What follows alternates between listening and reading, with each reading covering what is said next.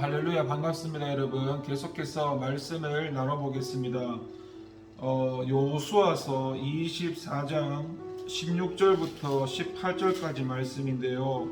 백성이 대답하여 이르되 우리가 결단코 여호와를 버리고 다른 신들을 섬기기를 하지 아니하오리니 이는 우리 하나님 여호와께서 친히 우리와 우리 조상들을 인도하여 애굽 땅 종되었던 집에서 올라오게 하시고 우리 목전에서 그 큰 이적들을 행하시고 우리가 행한 모든 길과 우리가 지나온 모든 백성들 중에서 우리를 보호하셨음이며 여호와께서 또 모든 백성들과 이 땅에 거주하던 아모리 족속을 우리 앞에서 쫓아내셨음이라. 그러므로 우리도 여호와를 섬기리니 그는 우리 하나님이심이라 하니라. 아멘. 여러분, 이 체험적인 신앙은 하나님을 의지하게 하는 힘이 되어집니다. 방금 읽었던 16절에서 18절 말씀을 보면은 요수아의 이런 신앙, 결단, 촉구에 대해 백성들이 응답하고 있습니다. 이스라엘 백성들은 오직 여호와 하나님만을 섬기기로 결단한 것입니다. 이스라엘 백성들은 여호수아의 결단 촉구 앞에서 머뭇거리지 않았습니다. 그들은 여호수아의 말이 떨어지자마자 결단을 내리는 그런 과단성을 보여주었습니다.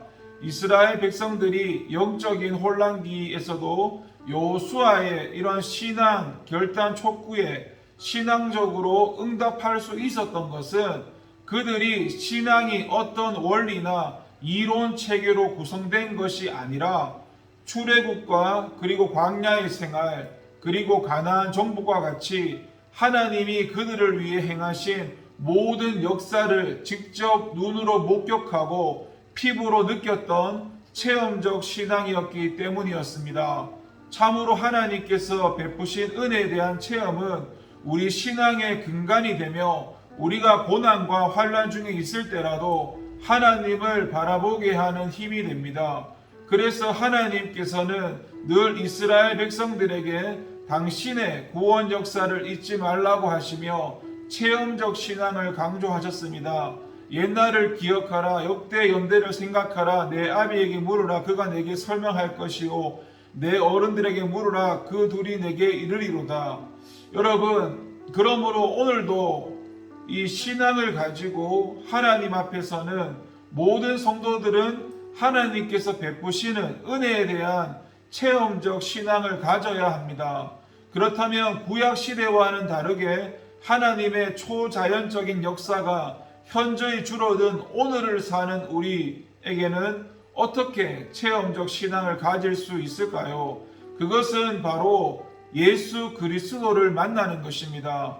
물론 방언이나 신유와 같은 특별한 체험도 우리로 체험적 신앙을 갖게 할 수는 있습니다. 그러나 가장 중요한 체험은 바로 하나님의 은혜가 가장 뚜렷하고 극대화되어 나타난 예수 그리스도를 만나는 겁니다. 물론 여기서 이 그리스도를 만난다는 것은 얼굴을 맞대고 만나는 것이 아니라 하나님이시면서 죄인과 같이 낮아지셨고 우리를 위해서 고난당하셨으며 십자가에 못 박혀 돌아가신 예수 그리스도의 그 구속의 은혜를 나의 신앙으로 받아들여 감사할 수 있어야 한다는 말입니다. 이것이 바로 오늘 저와 여러분들에게 필요한 체험적인 신앙입니다. 성경에 기록된 그런 예수 그리스도를 지식적으로 아는 것이 아니라 우리의 전 존재를 열어가지고 그리스도와 연합하고 성령의 지배를 받는 삶이 우리 가운데 있어야 합니다. 이런 체험적 신앙을 소유한 사람은 어떤 고난이 와도 이 신앙을 의지해서 이겨낼 수가 있습니다. 오히려 고난 중에 있을 때 하나님께 받은 은혜를 기억하며 더욱 신앙을 굳건히 할 수가 있습니다. 바울이 많은 고난 가운데서도 결코 복음을 버리지 않았던 것은 이런 사실을 증명해 줍니다. 만일 우리에게 이런 체험이 없다면 우리의 신앙생활은 아무 의미가 없고 약간의 고난만 있어도 그 뿌리가 말라 죽는 신앙이 되기가 쉽습니다. 여러분 삶 속에서 예수 그리스도를 만나는 체험적 신앙을 소유하도록 힘쓰시길 바랍니다. 이 체험적인 신앙이 여러분의 삶 속에서 하나님의 역사가 있게 하고 또한 하나님을 의지하게 하며 마침내 하나님의 나라로 인도하는 길잡이가 될 것입니다. 여러분, 우리가 하나님을 안다라고 했을 때 지식적인 암을 말하는 게 아니라 주님과의 관계적인 암을 말합니다. 그 관계 속에서 주님을 체험하고 경험하고 그것이 이제 신앙의 믿음이 성장해감에 있어서 그 체험되고 경험되어졌던 게 이제 우리 삶에서 사라지는 것입니다. 이 사라져야만 하나님과 동행하는 것이고 하나님을 만날 수 있는 것입니다. 여러분, 체험하고 경험하는 것은 순간적이기 때문에 잠시 체험을 하더라도 다시 육신의 삶으로 돌아가 버립니다. 그런데 체험하고 경험하고 순종하고 반복하다가 보면 우리의 영이 성장하다 보면은 우리의 육신을 이길 수 있을 만큼의 영적인 힘을 소유하게 됩니다. 그러면은 여러분, 육신을 따라 사는 것보다 영을 따라 사는 게 수월해집니다. 그렇게 영적으로 우리가 성장해야 합니다. 여러분, 순간적인 체험은 큰 의미가 없고 하나님이 살아계신 정도까지만 간파할 뿐이지 지속적으로 계속 체험하고 반복하고 과거의 하나님을 만나는 게 아니라 날마다 하나님을 만나야 됩니다. 여러분, 과거를 끌어오는 것은 내가 이미 옛사람으로 사는 겁니다. 새 사람은 내가 지금 이 시간 나에게 말씀하시는, 지금 이 시간 나와 함께 하시는 그 하나님을 만나야 됩니다. 그래서 여러분, 이런 관계가, 이런 신앙이 얼마나 중요한 것인가 다시 한번 생각해 보면서 주님을 만나는 그런 관계적인 신앙이 함께 하기를 기도하겠습니다. 여러분, 우리가 이 신앙생활을 해보면은 우리가 태어날 때부터 내가 주인 되어 살아왔기 때문에 그냥 구원을 받았어도 내가 살아왔던 그 상태에서 주님의 말씀을 끌어옵니다. 그래서 결국 그게 주님을 말하고 주님께 나가는 것 같지만 사실은 구원은 받았지만 옛사람의 그 껍데기 가운데 말씀을 하는 것 뿐입니다. 그러면은 내가 그냥 옛사람으로 주님을 말할 뿐입니다.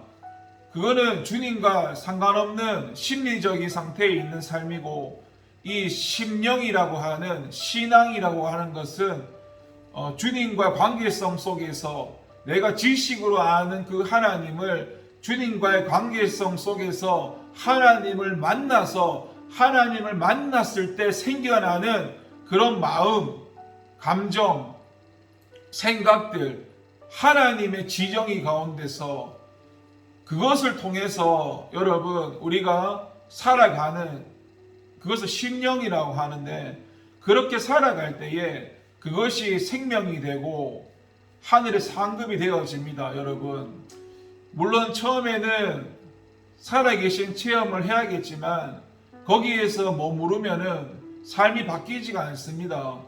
체험과 경험은 하나님이 살아계시다는 그것밖에 되지 않고, 삶을 살아가려면 우리의 영이, 속사람이 성장되어져야 됩니다. 그런데 믿음이 성장하려면 체험과 그런 경험이 기본으로 깔려 있어야 믿음이 성장하는 건 맞습니다.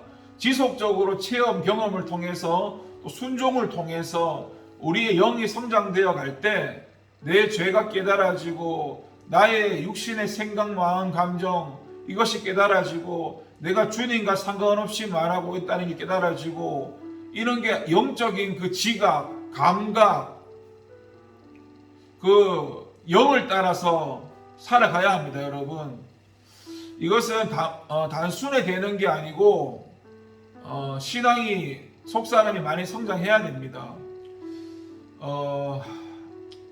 아무튼 이것을 지금 이 시간에 다 표현하기는 그렇고 말씀을 마무리하겠습니다. 잠깐 기도합니다. 하나님 아버지 감사드립니다. 하나님의 말씀대로 살게 하여 주시옵소서. 예수님의 이름으로 기도합니다. 아멘.